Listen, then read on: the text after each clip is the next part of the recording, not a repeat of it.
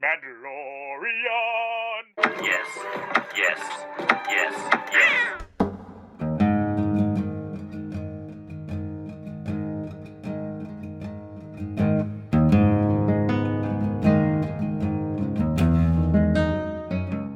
Welcome to Galactic Initiative. I'm your host, Jeff. Mando Season 3 review.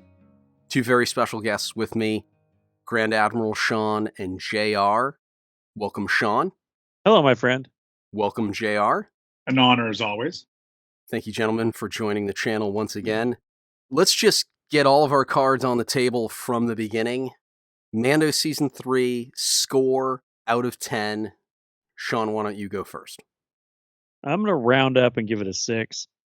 There was some excitement. There was some decent stuff, but based on what has come before and the expectations that were set for the season, it didn't deliver. So 6 is about as high as I can go.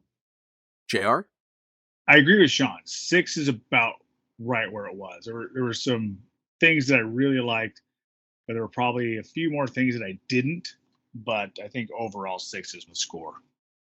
I'm going to go lower. 6 is passing, just barely. I'll go with a 4. And so that leads to the good things that you liked. JR, why don't you get started? Things that can be said in favor of Season 3.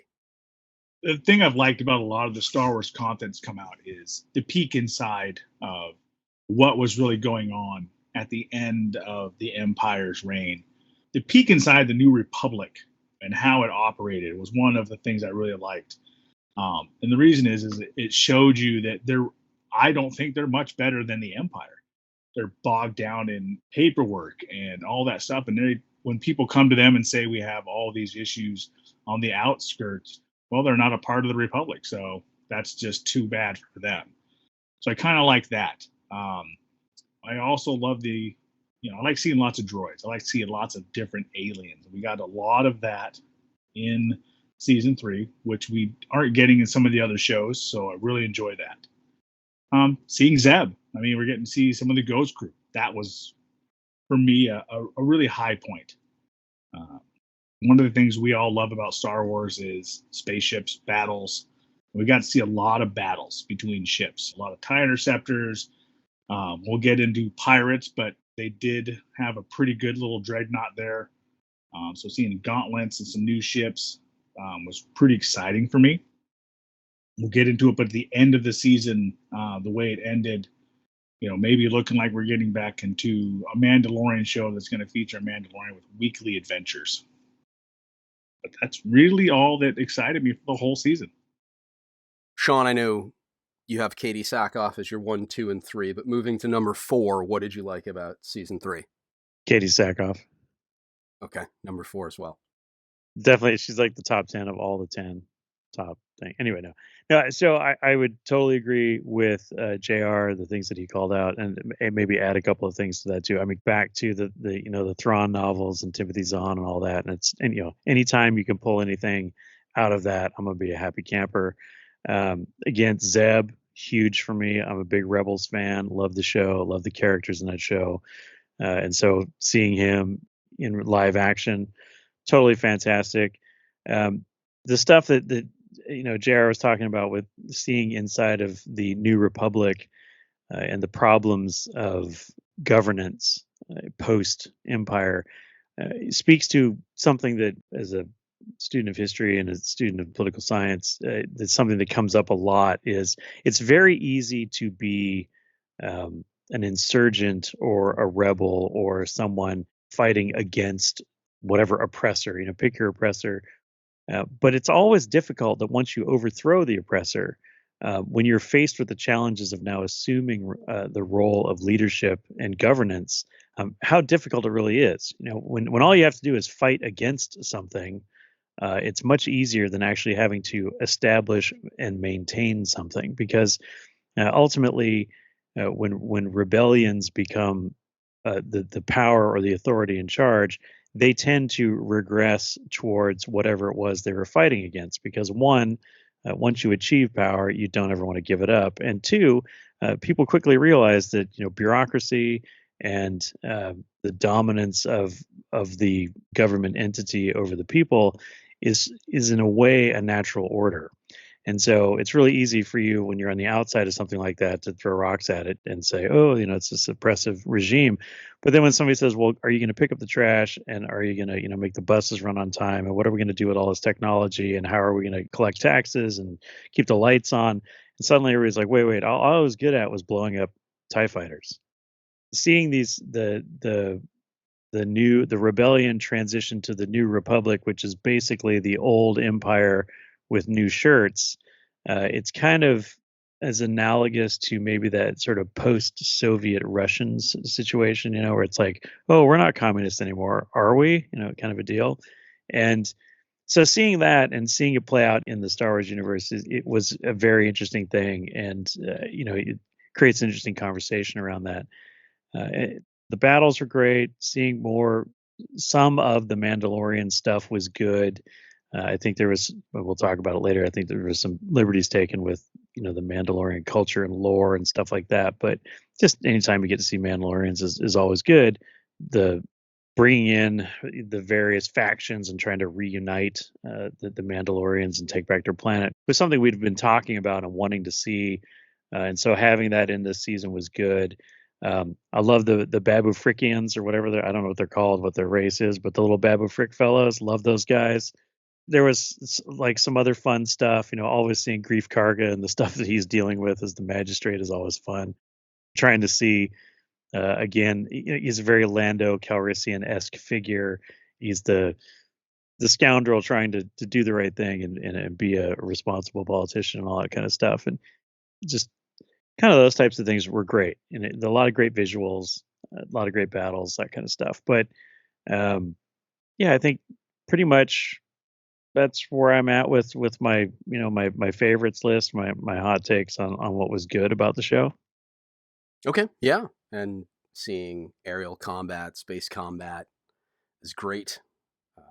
More aliens, more droids, yes please, and Zellans, your Babu Frick guys. There were some moments of humor that I appreciated. I loved the creature in the mines that captured Mando, the cyborg.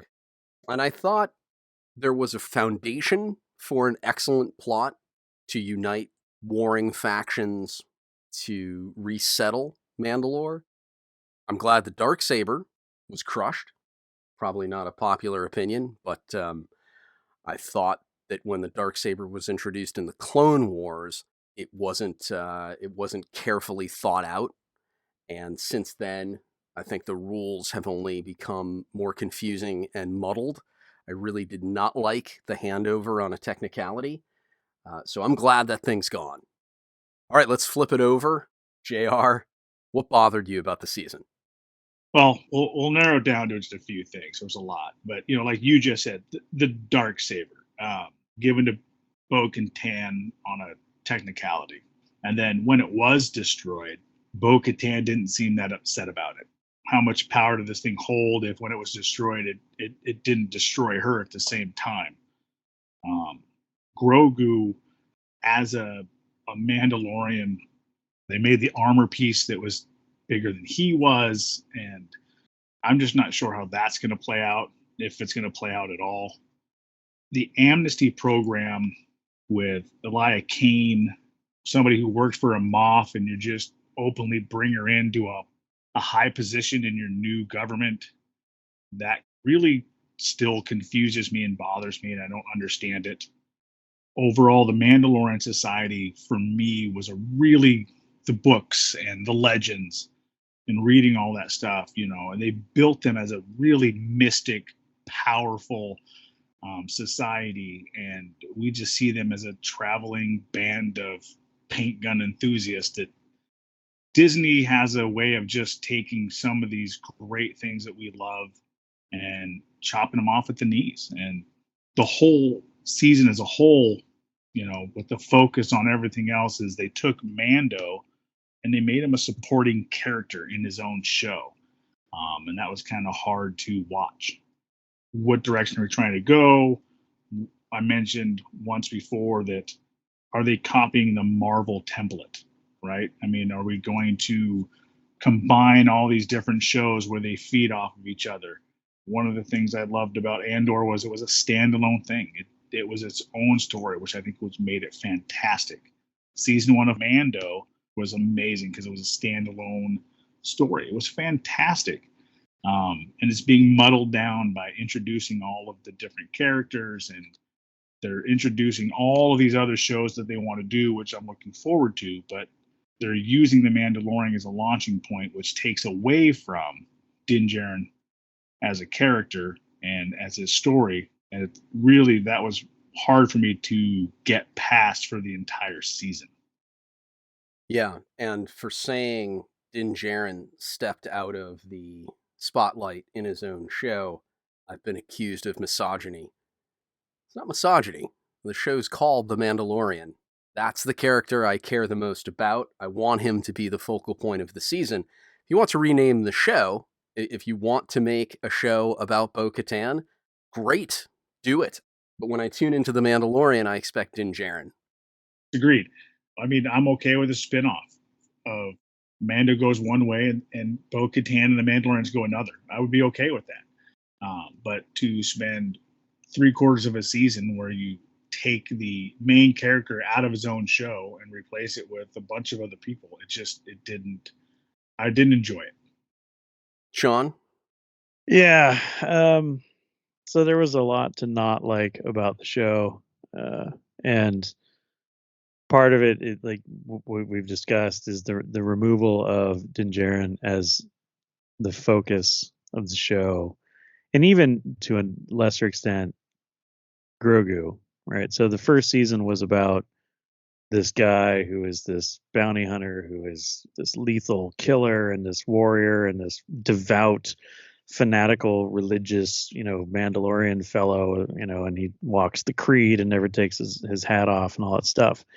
And then he gets confronted with the situation where he has to make an ethical decision in the course of his work as a bounty hunter, and it spins him off on this adventure. And season 2 started this process of the spin-off Alorian show.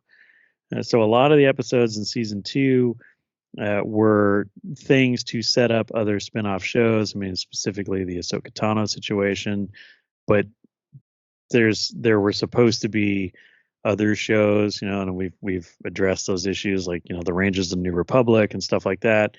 There was going to be all these other shows that came out of season 2, and then to Jeff's point, it was going to be this Marvel situ where we were going to have a bunch of different shows that follow different characters, and then we would bring them back together occasionally for a super event. And we got that announcement of the super event at Celebration with the Dave Filoni movie, but it doesn't feel like a super event anymore because it feels like so many of these shows have been mishandled or completely botched or canceled because of some stupid decisions by the Disney Lucasfilm leadership. But we've lost our way with this season 3 now, where we're still trying to set up other shows and do all these things, and we've shifted focus away from Din Djarin and Grogu, and it just felt very disjointed, and it felt there was times where the story that they were trying to tell, and it was very rushed. I mean, the actual retaking of Mandalore could have been an entire season of the TV show, and Din Djarin could have been fully involved in it as a key player, and we still could have got the Bo-Katan story, and we could have got the Night Owls versus the Death Watch versus whoever else is left in the universe from Mandalore. I mean, you could have brought Boba Fett back in. Like, you could have had all kinds of great stuff and focus an entire season just on that, and still not take away from Din Djarin's journey. And you can still have seasons beyond that, right? This is just season 3 is about, let's get Mandalore reestablished, and you still could have ended it the same way, where Din Djarin is like, hey, you know what? I did my part. We've got Mandalore back on its feet, or at least started. So we got solid leadership in place. The people have a place to go now. Now I'm going to go with Grief Karga in his town, or I'm going to be a worker for hire for the New Republic or whatever. You still could have done that and then continued his story, and it wouldn't have been dissatisfying.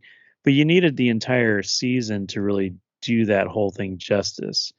And we didn't really start talking about that until the last 2 or 3 episodes. And so you have an 8-episode season. This is, and again, I apologize to people who are followers of this channel and have listened to me talk for many, many years, but I'm going to repeat myself. These seasons are way too short. And if you're trying to tell epic stories and you're trying to develop characters that are meaningful and you're trying to get us to care about the characters in these stories, you need to give it time to breathe and you need to write the stories well and you need to have interconnecting episodes and tell that long form story instead of giving me Lizzo and Jack Black and giving me the lady on Coruscant selling out Dr. Pershing. Those would have been great episodes in other seasons, but if you're going to have 8 episodes and you're going to tell me about a really significant portion of the Star Wars universe, which is the history of Mandalore and what happened to it with the Empire and what happens, now in the post-Empire era where they're trying to come back together and reconnect as a culture and as a people and to reestablish their planet. Like, you can't do that in 2 episodes. You can't give me that in 80 minutes. Right? That's not doing it justice. And so my big complaint, or one of my big complaints about this season, is everything felt rushed. The stuff that was superfluous or side journeys or side quests felt really long and drawn out, and the important stuff felt very rushed. Other things I didn't like about this season is I feel like, and this is across the board, Disney Star Wars, it feels like this reliance on the volume and feels like there's some cheap stuff going on, and I don't know if the cheap is the right word. I mean, they spend a lot of money making these episodes, but I feel like maybe the money isn't being spent correctly. It feels very small. It feels very unrealistic in certain ways. There's an element with the volume and with the casting and with the stories that are trying to be told here. There's a place for that. There's a place for the small. There's a place for the intimate, and you can tell certain stories in that very well. But if you're telling me an epic tale of massive battles between the Empire or the remnants of the Empire and the Mandalorian people, some of the battle stuff and some of the things that happen on Mandalore, it felt underwhelming. And I was talking to somebody else about this the other day, and we were talking about how when Shakespeare was writing his histories, and he would have the chorus come out and he would apologize to the crowd and say, "Look, we're in a theater and we got like 12 people working here, and so we need you to use your imagination a little bit. We need you to suspend disbelief because we're going to try and reenact a massive battle that was fought between thousands of people, on an open field somewhere in France, but we're going to do it in here on a small stage in a wood building in London, okay? So, or Stratford or wherever." And it's almost like it's a self-deferential, self-referential apology because they know that it's disappointing to the audience, or it's not living up to the spectacle that they're trying to convey. And I feel like the volume is like the Globe Theater for digital cinema. Somebody needs to come out there and be like, "Fellow Star Wars fans, we apologize. We're trying to show you, 3 fleets fighting and all this stuff, but we're doing it inside of a Commodore 64 in a closet. And so squint a little bit or have another drink and try not to judge us too harshly.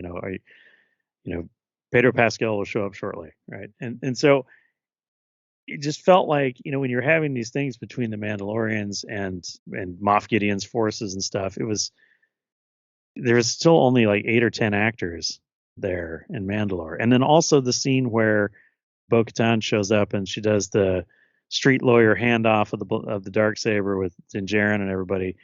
This is supposed to be this great big group of Mandalorians and this great big thing, and it felt like there was only like 4 people on screen the whole time. Even when Bo-Katan is fighting against the other dude, it's like it just all was very underwhelming. And I think that the stories that we are talking about in The Mandalorian, at least in this season, feel like they would have been better served on a more grand stage, either as a cinematic event or you invest the money in the TV show like a cinematic event and do it right.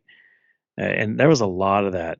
There was a lot of that in this season where I kept wanting more. I kept feeling like that's it. Like I kept saying that's it, and it just didn't make me feel good about it. And then there was a lot of other stuff like Jeff had talked about earlier when we are off, Mike, about there was some humor in there that was forced. The cameos of famous people took away from what we were trying to do.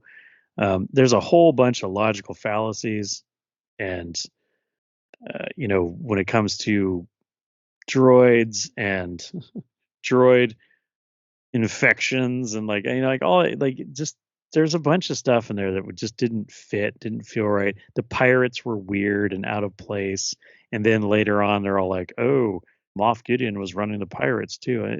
That felt like a forced kind of link and all that stuff. It was all very confused, and so it took away from a lot of the good of the show because you were kind of sifting through all this bad or weird or inconvenient, and that's just the beginning of it, my friends. So we should probably say something nice like Baby Grogu was cute, and what Well, happened to Moff Gideon's mustache, right? I'm not about to say something nice. Very inconsistent, lack of a main plot. I can't understand the writing for this season, and I can't believe that anyone looked through these scripts and thought, yep, there was some scrapbooking going on. For me, villains make stories. In this season, Moff Gideon, primary antagonist, his escape should have been on screen. His master plan, this is what 3 seasons were building toward. Hard to believe. I think there was a bigger story that was then trimmed and stitched together like Frankenstein's monster. The pirates, they show up in the first chapter. They're gone by the 5th chapter. They had no real part to play. Inconsistencies working behind the scenes. I guess that's the theme for me. So maybe that's a segue. Let's talk about the show's creators. Favreau and Filoni received lots of praise, rightfully so, for the first 2 seasons of the show. Do we blame them? Many people are pointing at Kathleen Kennedy. I guess what I'm asking is, where did this thing go off the rails and who's responsible? Well, George Lucas, when we go back and watch his films, was very good at having 3 to 4 different storylines going at the same time, simultaneously, getting them all back and forth. Quentin Tarantino's movies were very good at telling 3 or 4 different stories inside a movie, but doing it so it's coherent. You understand it. It all flows together. Season 1 of Mando, really good. But something has changed between season 2 and season 3. Favreau, was he upset about the firing of one of our beloved characters? And has that made him bitter towards Disney? And now is he just going through the motions like we talked about before? I'm not really sure, but it seems like once something has gotten so popular, now the studios, Kathleen Kennedy, all have to put their little hands and their fingerprints all over it so that they can get their message, their agenda, whatever it is, across, and that we start losing things. So if Filoni and Favreau lose their power, they're not standing up for themselves, and stories aren't told the way we want them to be told, the way they want them to be told. What say you, Sean? Yeah, I struggle with this because we have spent a lot of time talking about the good that has come from Favreau and Filoni and the things that they've created, and and we have been fair on this channel with the successes and the failures, talking about Resistance and sort of the fair to Midland on the Bad Batch and things like that. But we've praised Rebels and we've praised the first 2 seasons of Mando, and so there is some capital that has been built up by these individuals that makes us want to, or it makes me want to give them the benefit of the doubt. But I've read some things and seen some things here in the aftermath of season 3 that I think there's a lot of blame to go around, and again, I think a heavy burden is still laid at the feet of Kathleen Kennedy and how she runs Lucasfilm.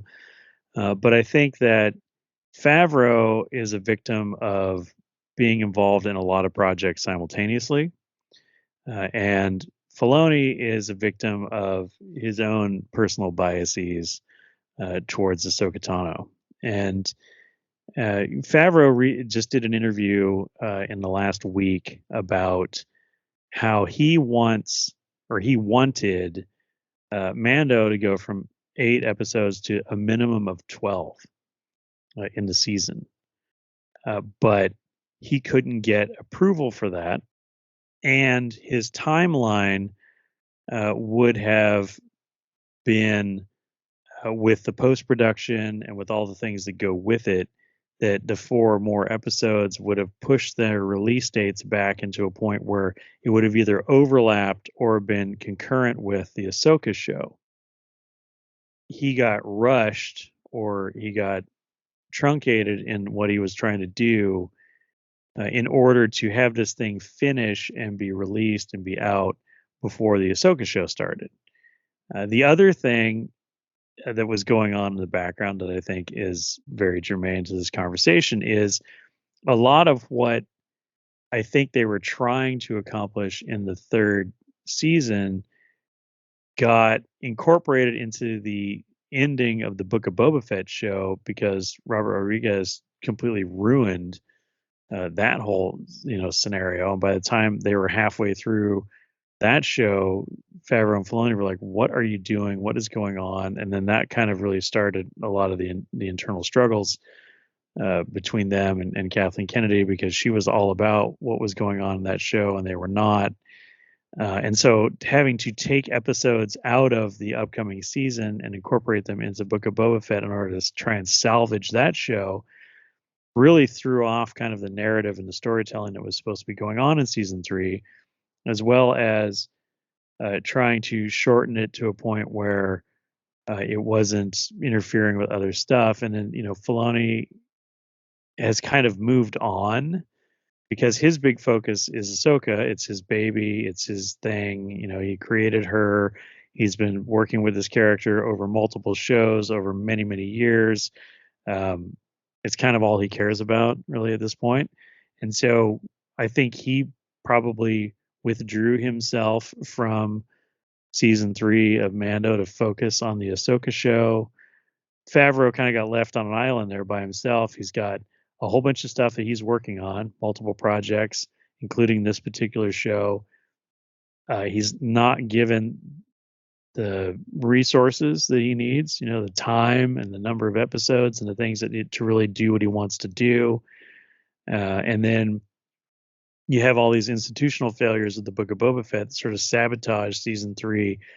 And then on top of that, you have this really long, weird period between season 2 and 3 where a bunch of other stuff happens in between that sort of distracts people from the show. And so there wasn't, I don't think there was as much, I don't know, buzz or hype around season 3.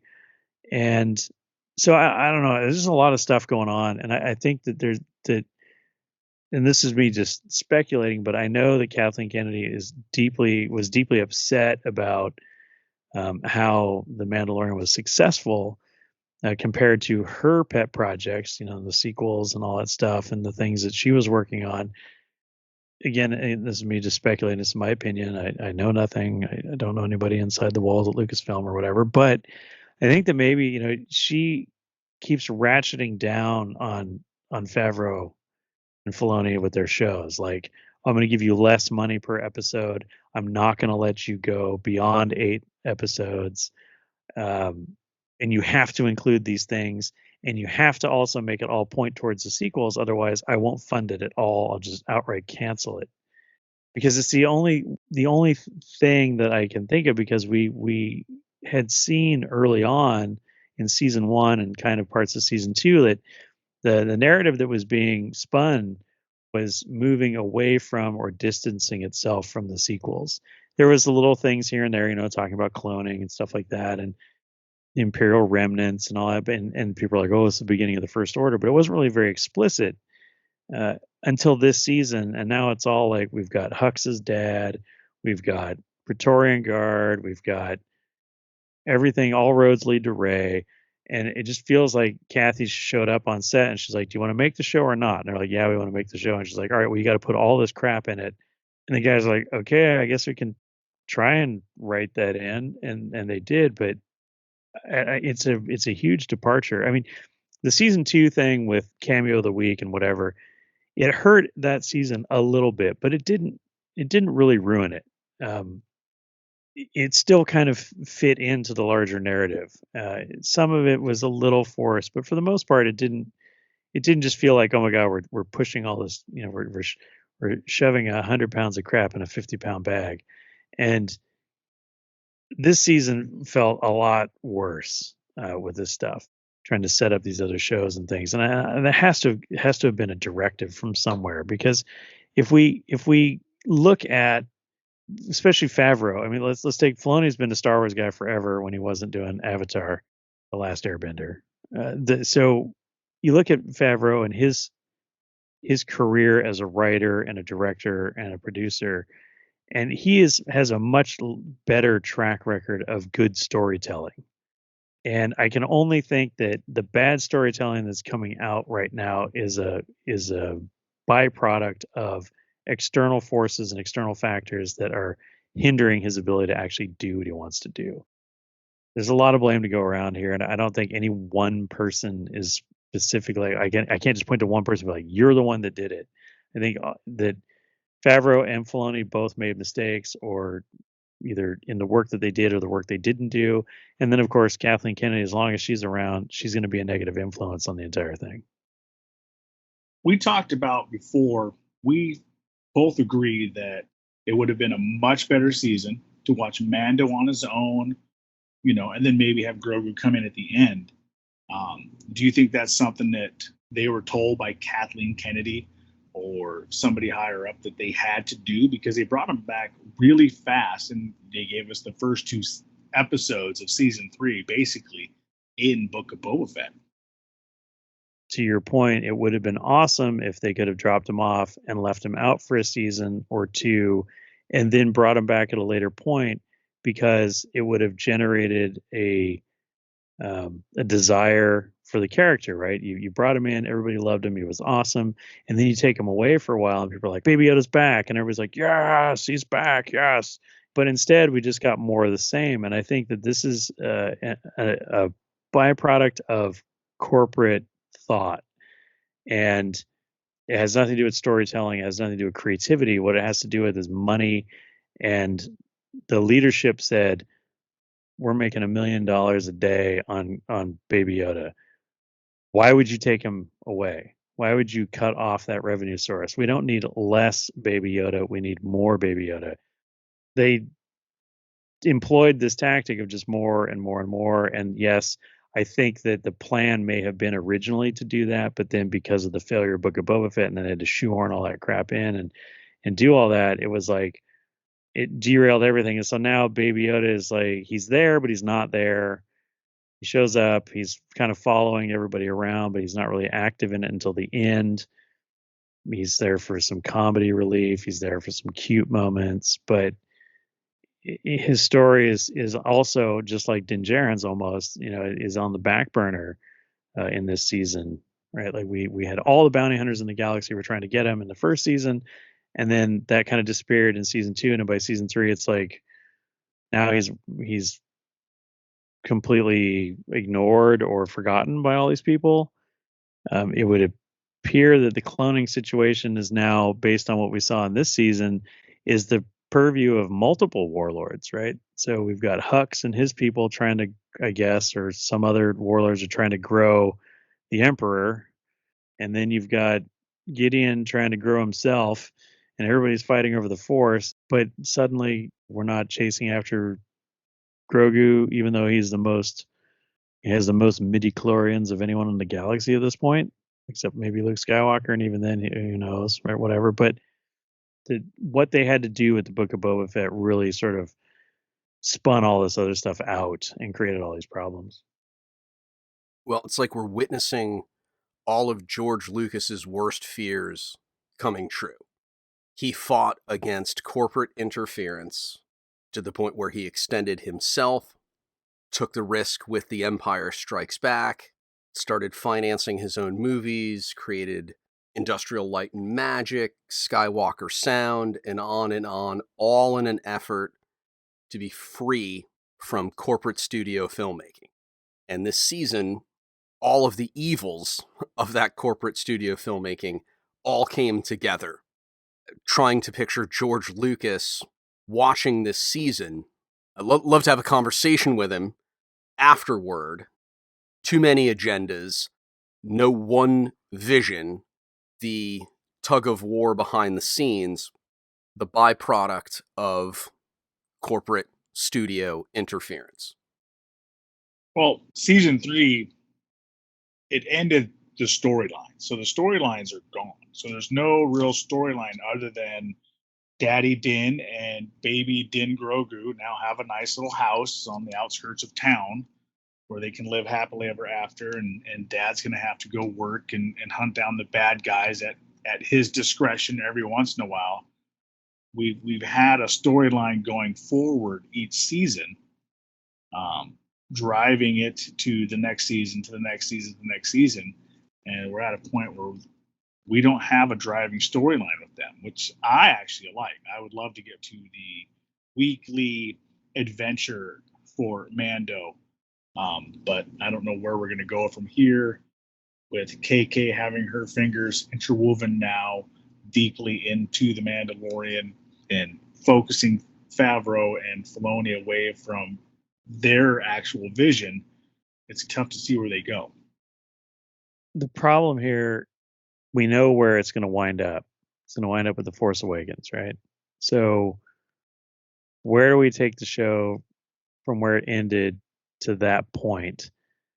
We've got the Shadow Council, we got Hux's dad, all that kind of stuff, and the beginnings of the First Order. Is that going to be carried forward now in the Ahsoka show?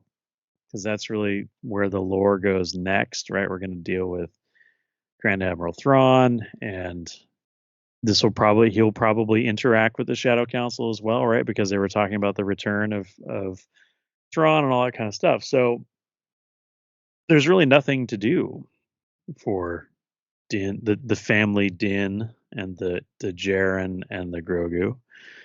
So yeah, it could become a weekly bounty hunter show, but unless there's massive reorganization at Disney Lucasfilm and Kathleen Kennedy is shown the door and all of her minions go with her, and they do some house cleaning, and then they come back to like trying to get real people who want to tell Star Wars stories, I feel like the Mandalorian's over.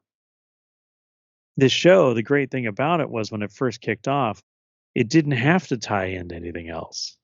You didn't have to worry about sequels or prequels or any other crap.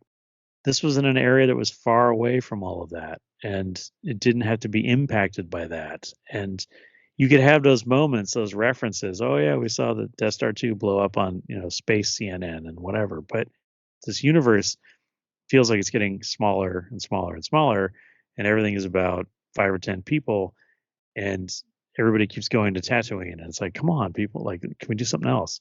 And so as they started to integrate it and they started to bring in all these other elements into it, it's stuck. And some stuff going on there with Pedro Pascal and how he's ready to move on from this, and no FaceTime with him.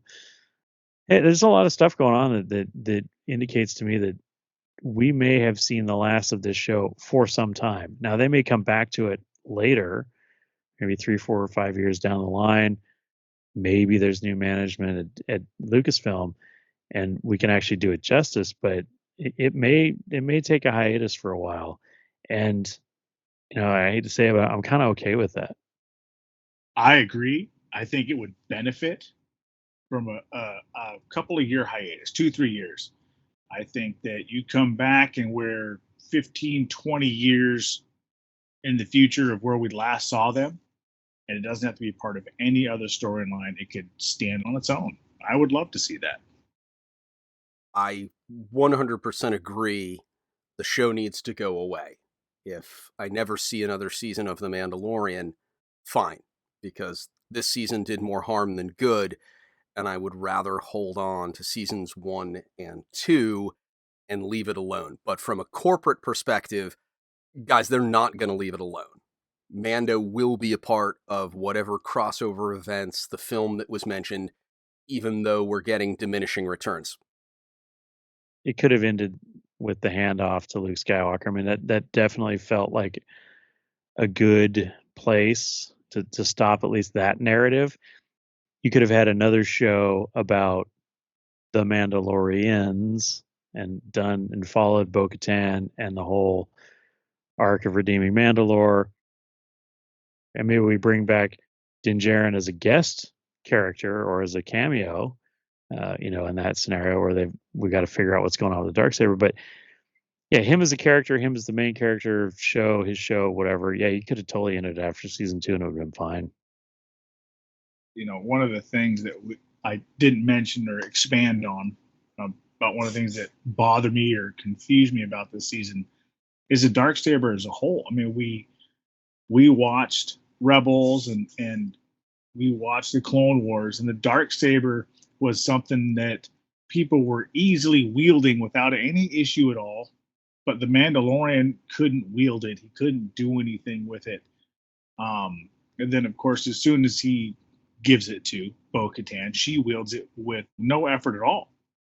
There's a lot of things that I had questions on that were never really answered. It did get weird. It used to just be a thing where you have the sword and I fought you and I kicked your butt and I took the sword and now I'm the Mandalore, right?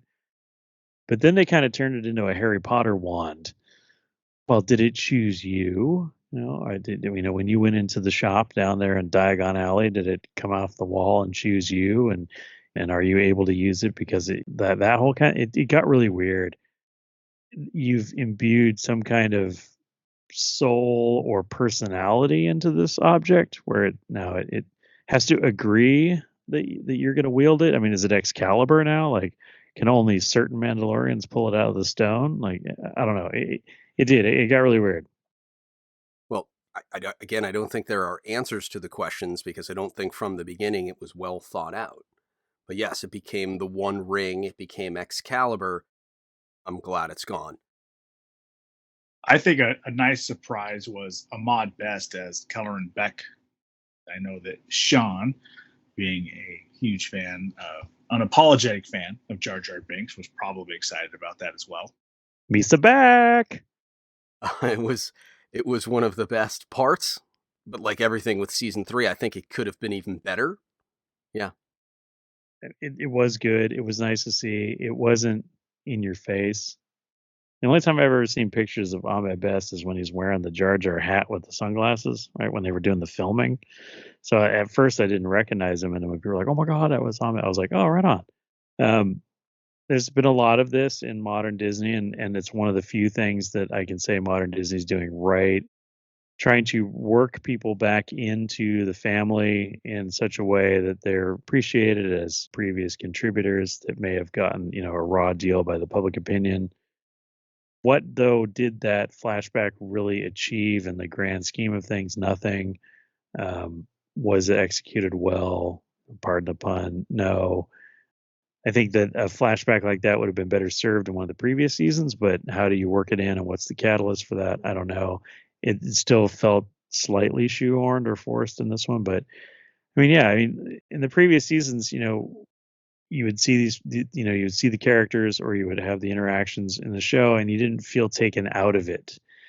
But in this season, especially with the Jack Black and Lizzo episode and Doc Brown, all three of them showing up in one episode was a lot.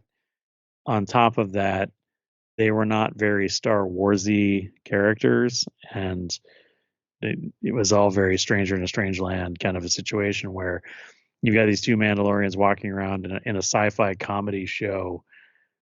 So those kinds of cameos ruined the vibe or the feeling of the season. This is one of the things that Lucas knew instinctively when he was first making Star Wars. go with unknown people or relatively unknown people so that when they show up in your film, none of the audience is bringing baggage with them regarding who they are, who they've played in the past. But he also knew that occasionally you had to throw in people who are known but aren't superstars to give legitimacy to the production, and that's why, of course, we got Alec Guinness as Obi-Wan Kenobi in The New Hope. Alec Guinness was a great actor, and he was known for a lot of things, but he wasn't a superstar. It wasn't like they brought in Charlton Heston to play Obi-Wan, right? So that your audience can actually sit there and watch this thing unfold and not be thinking about, oh, I remember when she was in that movie or when he was doing that other TV show or whatever, and taking you out of the moment. And I think that some of these high profile cameos in this season just ruined it. Totally, the disbelief that was suspended no more. And then I was thinking about Tenacious D songs, and yeah, it was bad. Unfortunately, we have Jack Black and Lizzo basically sitting there as themselves and no makeup. It pulls you out of the Star Wars universe. This season, they just did not do it. It was almost like, who can we throw into Star Wars that will make people happy just to do it? They didn't think it through. We've seen better actors rescue bad Star Wars writing before. Alec Guinness was mentioned, but even actors and actresses who don't rise to that level. I didn't see any of that in this season. I would agree with that. But I think it's twofold. I mean, we keep talking about this. It's the many faceted tragedy. You hand a bunch of talented people a really bad script, and you tell them, "Nope, you have to say that," and then they're not allowed to maybe give any input or give any pushback on that. And then you have a director in the same boat, right? Here's your crappy script. Go make it an episode. And they're like, okay, well, I'd really like to do this thing. And they're like, nope, that's what you get. You're putting both your actors and your directors at a disadvantage. But directors are supposed to also be able to coax good performances from their talent. Um, and so you might be able to get a good director with some good actors and a bad script and maybe make it okay. But really, how much can you transcend the script? Because ultimately, everybody's work is based on the script.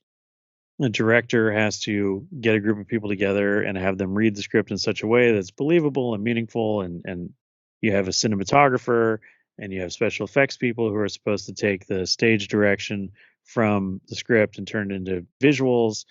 But if we can't get good scripts, we can't get good performances of the script, and we can't get good visuals based on what the script is portraying or trying to portray as part of the story. So it just didn't happen here, and I don't know. Is that a directive from the top? Is it a byproduct of the terrible scripts or bad scripts or less than stellar scripts, whatever you want to say? I also feel like it just kind of part of this discussion, something that I noticed. It felt like Moff Gideon, his character in this season, was a guy delivering speeches. It wasn't dialogue. It wasn't a conversation. It was him delivering soliloquies or speeches. You, Jeff, mentioned, how villains make stories and how good villains are essential to great storytelling. Some of the most compelling and scary villains are the ones that are the most, I guess, relatable or normal. And I use air quotes on normal, but like people who are just talking to you about their badness and what they're trying to do. And it's very frightening because you can almost kind of relate to them. And then you get the sort of this cartoonish caricaturist bad guy who shows up and he's like, "Behold, I'm going to destroy your planet." And I felt in this season, Moff Gideon went from being a more relatable villain to being more of a cartoony villain. And he had a little bit of that in season 1 and 2, but it just became very pronounced. And again, I don't know, is that the directing? Is that the script? I don't know. there was a lot of that going on. But I want to say one thing about this season of Mandalorian. This kind of sums up my disappointment with Favreau and Filoni and Disney and the whole shebang, right? Let's just put them all on blast. Um, at the end of the second season of The Mandalorian, when Luke Skywalker showed up and was wrecking shop and took Baby Yoda away, it was a high point in Star Wars or Disney Star Wars, modern Star Wars, whatever you want to call it. It was a high point.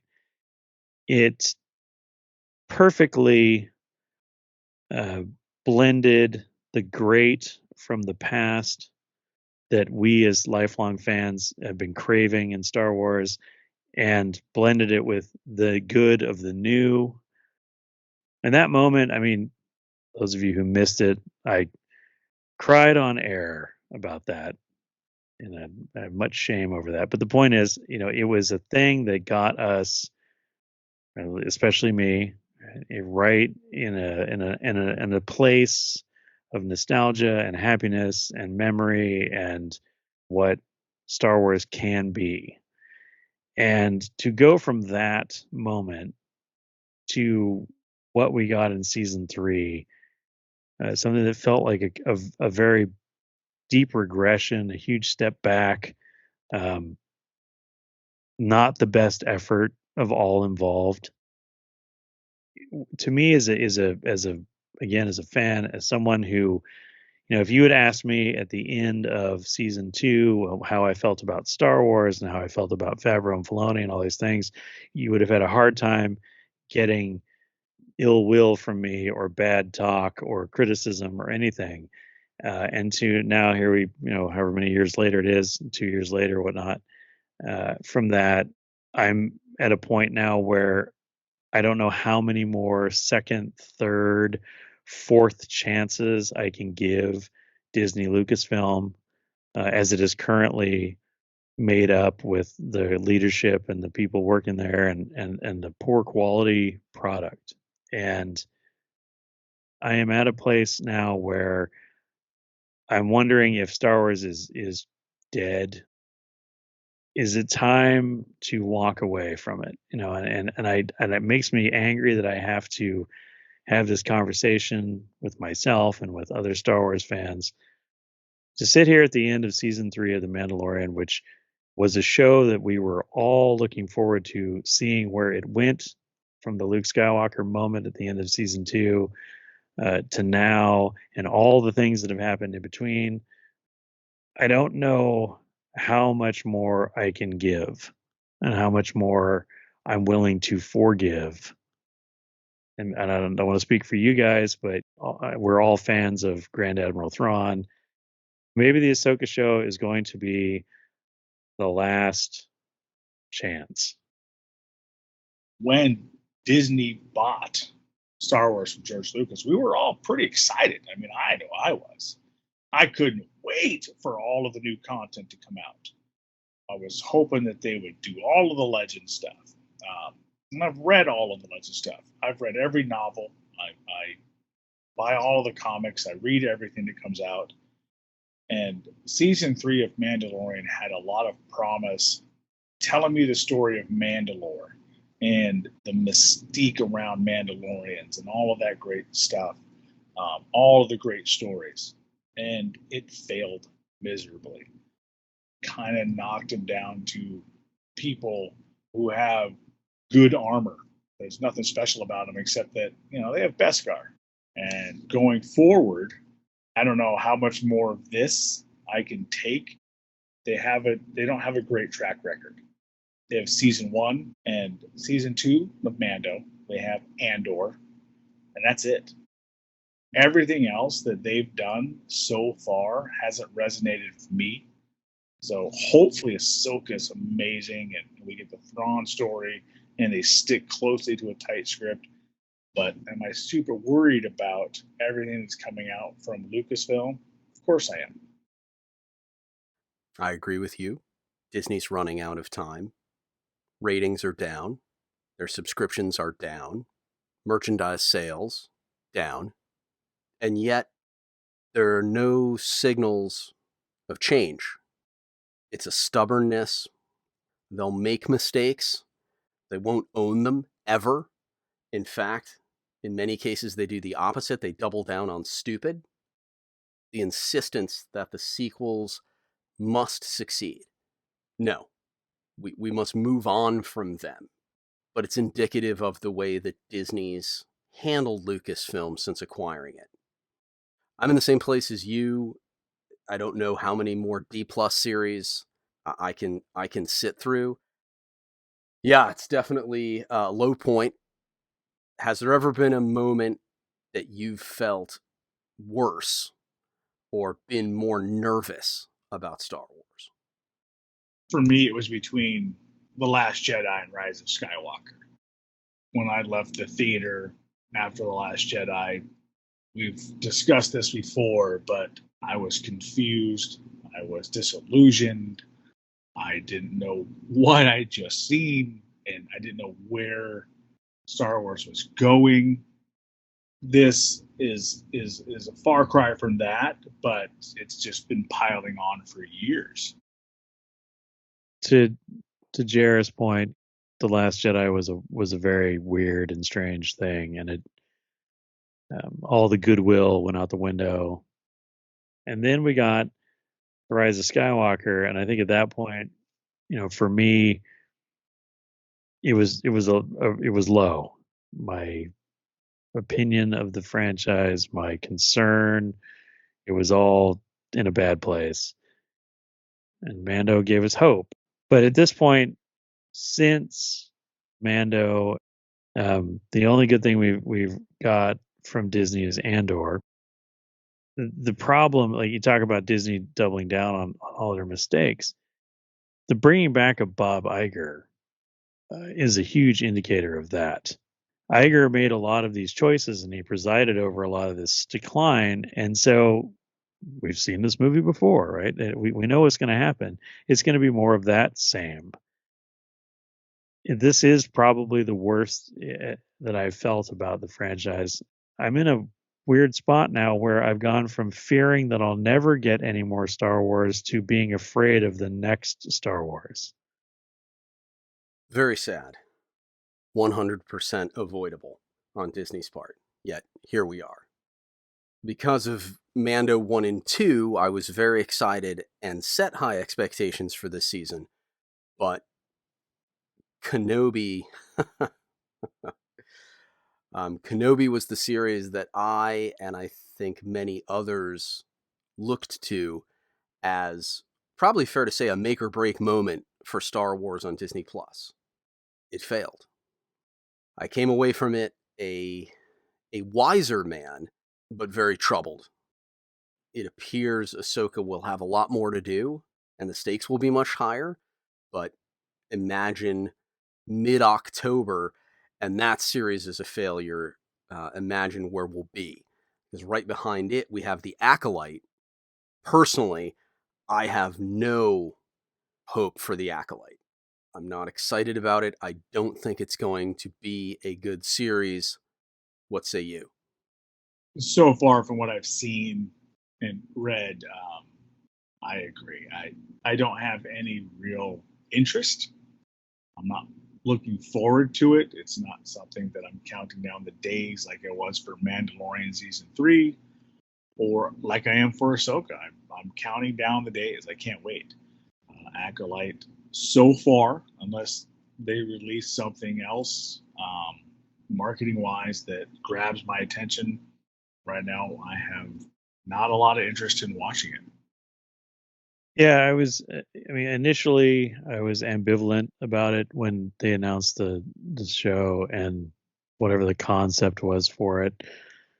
I have to admit that when Kathleen Kennedy's out there announcing all these shows and talking about great, air quotes, great things that are coming for Disney Star Wars, kind of like, oh yeah, Kathy, sure. And so I initially start from a place of disbelief. And so I was not really fired up about it, and I was, like JR said, I'm not in this great anticipation for the show. And now I'm absolutely have zero or less than zero interest in it after watching the various panels about it from Celebration this year from London, listening to the actors talk about the show that they're involved in, and sort of the premise behind the show and the things like that. It has zero appeal to me. It is not directed towards me as a fan. It is not directed towards anyone who has enjoyed the Star Wars of the original trilogy or even the prequel trilogy. It's very much like High Republic. It's geared towards a niche fandom that will not support the franchise long term, financially or otherwise. The stuff, this might be when the season's over, maybe I'll start watching it, and if it's okay, I might binge it, and if not, I might just skip the whole thing and move on to something else. Okay, so we're of similar minds. So if Ahsoka fails, will we be in the street burning Star Wars figures, or I mean, we're in trouble? If Ahsoka is a disappointment and failure, I've spent a majority of my life collecting Star Wars action figures and toys. I mean, I'm not going to obviously take all of them out and burn them, but my dollars to Lucasfilm and Hasbro have, over the last 10 years, have slowed. I mean, I'm spending less and less and less. I believe the ultimate goal is to put out content and then put out merchandise so that we'll buy it. But me and some of our friends have honestly stopped, slowed, cut back on the things that we purchase. Some of their biggest failures, the sequel trilogy and the toy sales that followed, were devastating to Lucasfilm overall. You can't give that stuff away. So I think that's something they need to think about. I think it's something that they're going to watch. That's all I can say. I can just answer with my dollars, with what I spend. And if they continue to fail me with their content, then I'm going to spend less and less and less, and eventually that's going to become zero. Yeah, the same. I'm not going to burn anything down, but I might start selling it off. But I too have dedicated less and less of my resources towards Star Wars, and started revisiting other franchises from my youth and things that are still appealing to me, and I will reward performance. And if they perform poorly, they get nothing. And if they do great, they'll get something. My hope is that through the marketplace, there's enough of us who can vote our discontent with our wallets, and things will change. But if not, I guess we're going to have to go to that place of nostalgia and just look at the good that has come before and just focus on that and forget about all the other junk. All right, gentlemen, we'll close the show. I will just say thank you, JR.